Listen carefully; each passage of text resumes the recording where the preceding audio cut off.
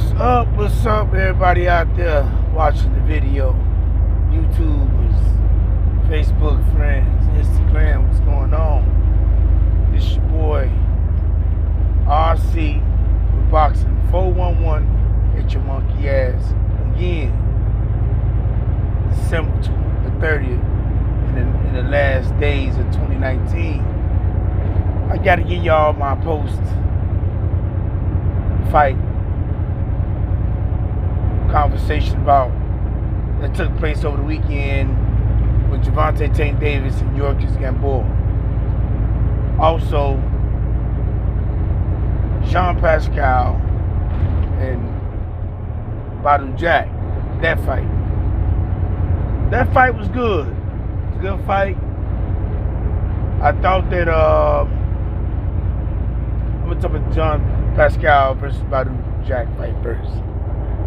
That fight was good. Jack came out strong than a motherfucker. Dude, man, he hydrated. He hydrated, you know what I'm saying, back up to a heavier weight. And he looked real good. And I mean, he looked real good in the first 6 rounds of the fight. Pascal shocked me because he was going all out, full of salt. You know what I'm saying? I want to say Mike Tyson style in the way he was going at it with his energy level. His energy level was very high. To my surprise, I thought he might have paced himself, but he was out there throwing them assaults, man, and he caught Badoo Jack in the second round with a crazy right hand. Put Jack on his ass. Jack did the spaghetti leg, you know. He did the skip leg walk. You know, a nigga get you can't get the leg straight. He did the crazy man walk. You know what I'm saying? And it was at the end of the round, though. Jack, you know, Pascal didn't have no chance to take him out. He could have took him out if he had more time.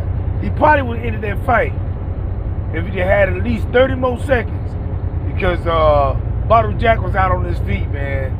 If y'all didn't see the fight, you gotta go see the fight on Showtime on demand. You know what I'm saying? Go check it out. They gonna air it again on Showtime. But he hit Badoo Jack on the left side of his head, top of the temple area. Badoo Jack did this skip, hop, and the jump type of skip, trying to stay up. You know what I'm saying? And you know, he ain't had no legs. Bell rang. Jack made it to the corner safely. They come back out in the third round. Pascal was throwing some haymakers still, but by that time, Badoo Jack's head got cleared. He got cleared, and he put up a good fight. You know what I'm saying? You gotta give it up to Badoo Jack, because it was a lot of back and forth going, body blows. Pascal surprised me with his relentless body attack on Badoo Jack. And Badoo Jack, he was hitting Pascal with some good body shots, but they was going tip for tap with the body shots. But I felt like Pascal was edging him out most of the fight in the beginning. You know what I'm saying? Now he got to round 7, and Badoo Jack started opening up more, and I noticed Pascal started to slow down a little bit. He started to slow down a little bit, you know, but he was still throwing haymakers. He was still throwing bombs. Pascal was bombs away. But there was real close rounds. The 7th, 8th, and 9th.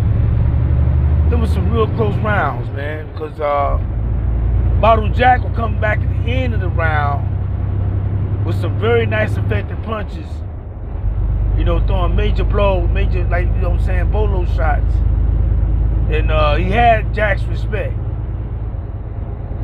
But the interesting thing to me about this fight is Pascal is known to run out of gas at the later end of the fight, the second half of the fight. But he was going still bolo strong. He was going bolo strong all the way through the fight. was got me scratching my head wondering, where did all this energy come from? Where did all this stamina all of a sudden, he had longer stamina to go. Where that shit come from? Here's a man 38 years old. Whatever he using or technique he got, I need that. Cause I wanna know where he get that extra stamina from. He was cut up too. Back looking big than a motherfucker. Muscles, definement. He looked chiseled in the mud. Pascal did. He was looking like, you know what I'm saying? He's always been a strong fighter. But he looked good. He looked like the Incredible Hulk in that motherfucker. He like a bodybuilder up in that motherfucker. You know what I'm saying? That being said, I gave the 8th and 9th, 10th round to Badoo Jack. I ain't gonna say 10th, I gave 8 and 9. I gave 10th to Pascal. I gave 11th to Badoo Jack and the 12th to Badoo Jack. Badoo Jack came back and fought real hard and knocked Pascal down in the 12th round. Knocked him down. Now, I don't really want to call it a knockdown because, see, he hit Pascal, but Pascal loaded up with an ugly ass left, and he missed when he swung, and the momentum took him down.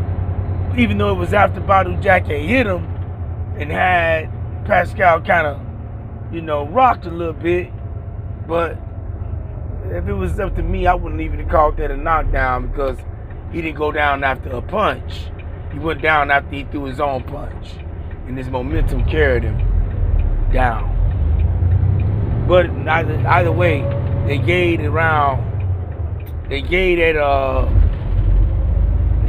Badoo Jack a 10-8 round for the knockdown in round 12.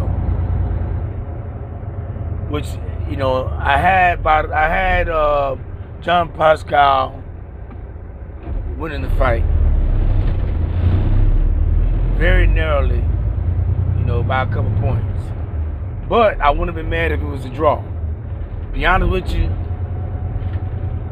it probably could have been a draw. It was more, if Pascal didn't win, it was likely to be a draw. I felt it was really a close fight because Badoo Jack did put in the work. He put the work in, you know what I'm saying, after 7th round, he put in work. Badoo Jack started coming on strong. Now, either way, the end result, split decision win for John Pascal. And I might have said that Badoo would win by decision. I don't know. Can't remember what I said now. But I did. I might have said John Pascal knocked Badoo Jack out. So I figured a long layoff, and he almost did that. Now, Gervonta Tank Davis fight with Yurokis Gamboa was a good fight. Very entertaining. Very entertaining fight. And I don't believe that Tank came in that fight fully prepared and ready to go. I don't believe he did. Tank missed the damn weight. He missed weight on the scales at the weigh-in. He was a pound over. A pound and some change, Now, how the fuck you come into you going up in weight, you come in missing weight? What that means is Gervonta Tank Davis is not focused. He didn't take the fight seriously. He didn't train seriously. And you can see that in the fight. You can see that. Because he should have got Yurokis Gamboa out of there between, I say, within the first 5 rounds at the most. He should have got Yurokis Gamboa out of there. Fight started off, jumped off, pretty good. You know what I'm saying? Tank, being Tank, he's walking him down. Round 1. you know, and he was more concentrated on trying to knock Gamboa out, but he filled him out in the first round, made his assessment. Then he started going for the knockout in round 2. He knocked Gamboa down in round 2, and during that knockdown, Gamboa injured his foot somehow. He thought it was the shoe. That's how fucked up or rocked Gamboa was. He thought it was the shoe when really it was something with his foot that was really wrong. Wasn't nothing wrong with the shoe. Now, they taped up the shoe eventually. But some weird shit happened during this fight. A lot of weird shit happened. You know, Jack Reese was the referee of this fight. And it's safe to say when Jack Reese referees a fight, it's going to be some motherfucking shit. It's going to be some controversy. Okay? Jack Reese is an interesting referee to me. Keeping that shit 100.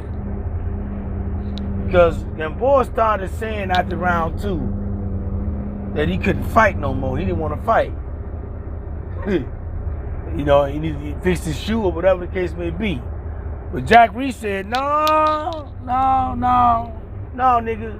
You gonna get out there and get this ass whooping. You gonna continue to fight. You know, basically Jack Reese say, fuck what you talking about. You gonna finish this fight. You gonna fight, nigga. You gonna fight. And they took a little time. No, that break was like about a 3-minute break between the round, between 2 and 3 rounds, 2 and 3. They were trying to fix his foot. You know, it ain't never in the history of boxing ever been a shoe problem like that.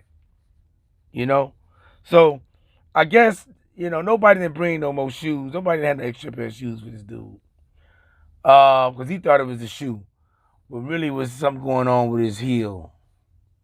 Something going on. I don't know what it was, but something wasn't right. And they continue on with the fight. Gamboa hobbling around. He's basically on one leg. Gervonta Davis, it looked like you would think that he would be able to go in there after seeing that he's only one-legged and get the man up on out of there. But Gervonta Tank Davis couldn't do it. He couldn't get Gamboa out of there. You know, he was popping him, he was hurting him, hitting Gamboa. Gamboa was still there. He kept hurting Gamboa throughout the fight, but couldn't get him out, even with one leg. Then Tank, I think he respected some of Gamboa's power too. Because even though Gamboa was a wounded animal, he still could pop. And he had good defense, moving his head and stuff, because he made Tank miss a lot. Tank was throwing wild-ass punches. I mean, punches wild. You know, it's the same dude that's calling Wilder wild punches. He throws them punches wild. He was throwing wild-ass punches. And it was uncharacteristic of Tank. Tank usually more focused. He usually really like sharp and pinpoint accurate with his shots. But he was throwing bolo shots, loading up, bringing them back from Mississippi and throwing them, you know what I'm saying? And Gamboa could see him coming. So he was able to duck out of the way of them shots as fast as Tank is. But I don't give a fuck how fast you is. If you throwing a shot and you loading up from way back when, you know what I'm saying? Motherfucker know you finna throw some haymakers.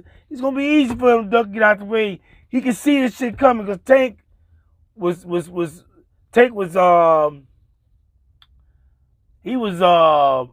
the word I'm looking for. You know what I'm saying? It's like he was giving himself away, man. Tank was giving himself away. You know what I mean?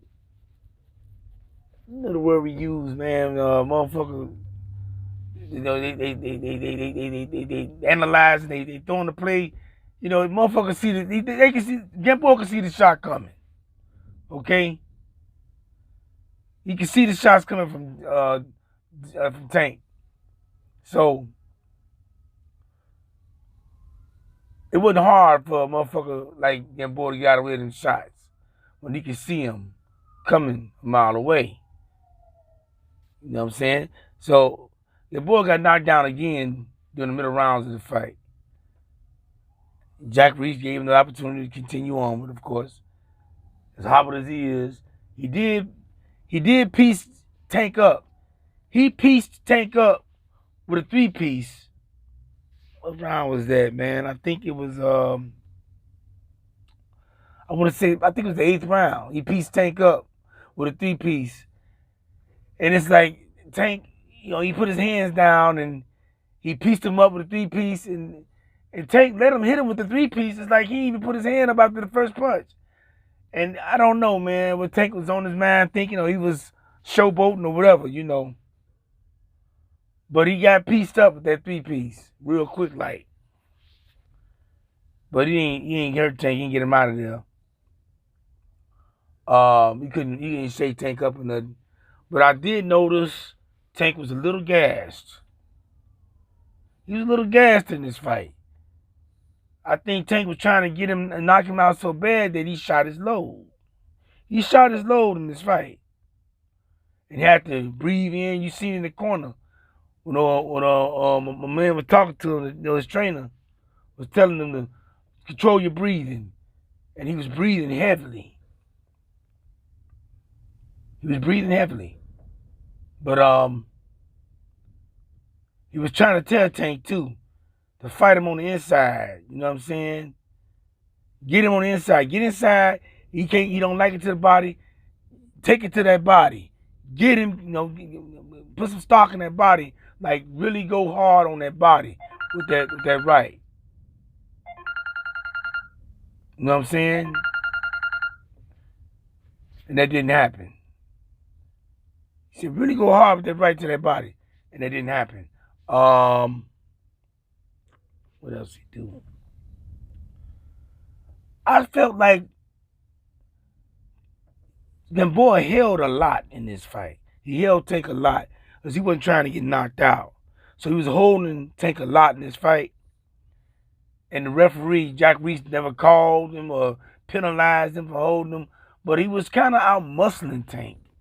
He was moving Tank around a little bit, Tank couldn't really get away from him. He was stronger than Tank physically. He was a little stronger than Tank physically. You know what I'm saying?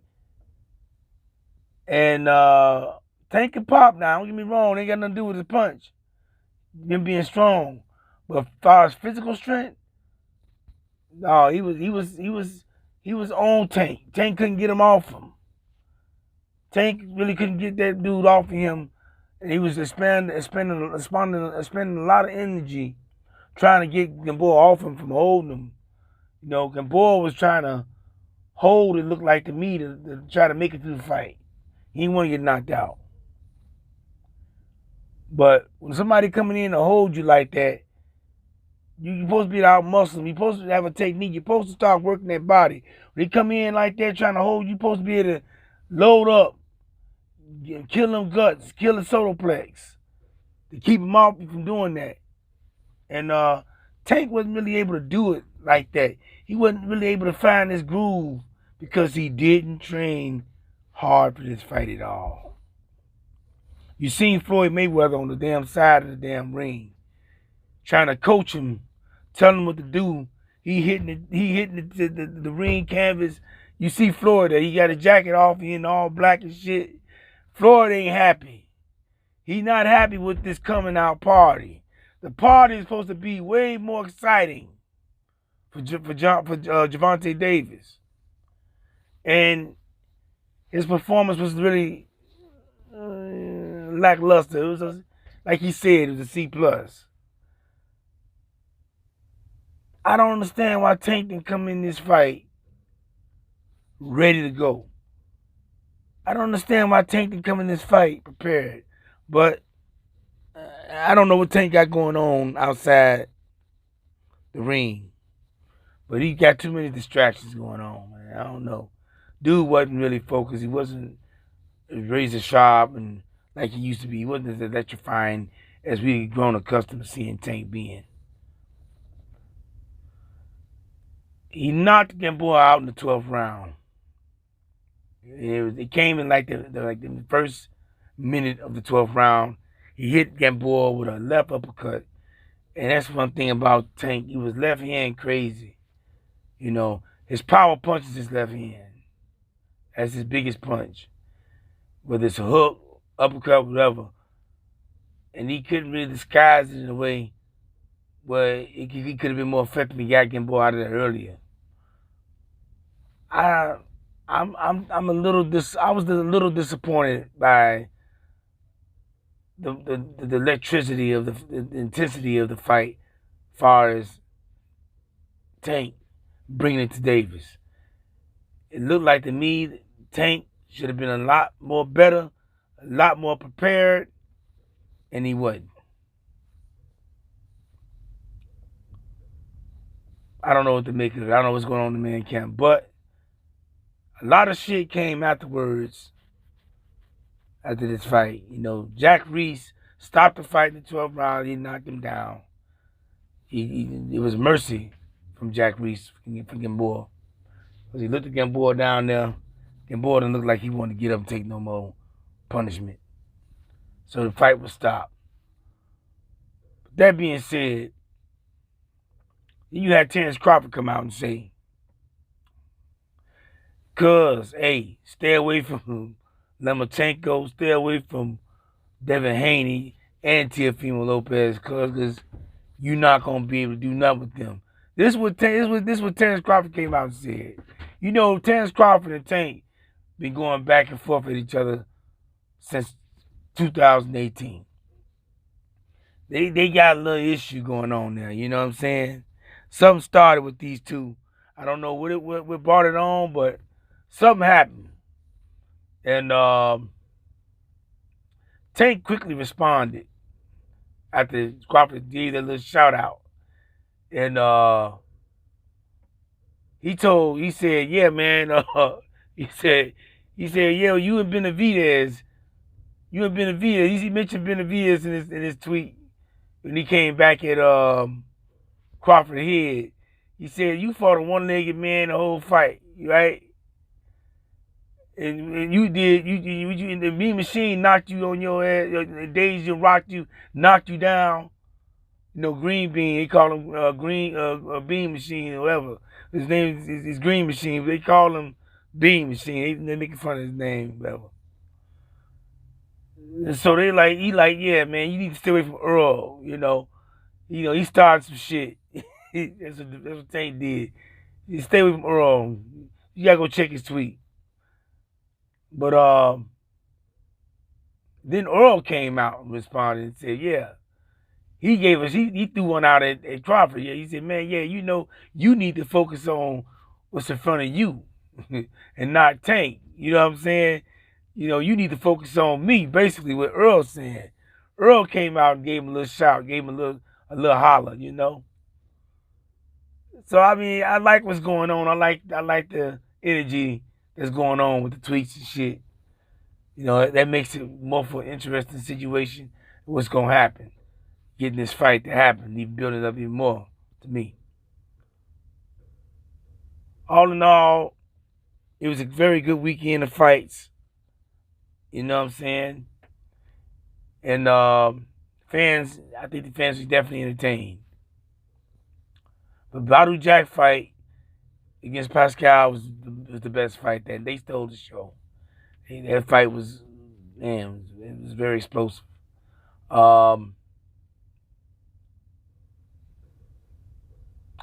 We're gonna see what 2020 brings in for this coming year of fights.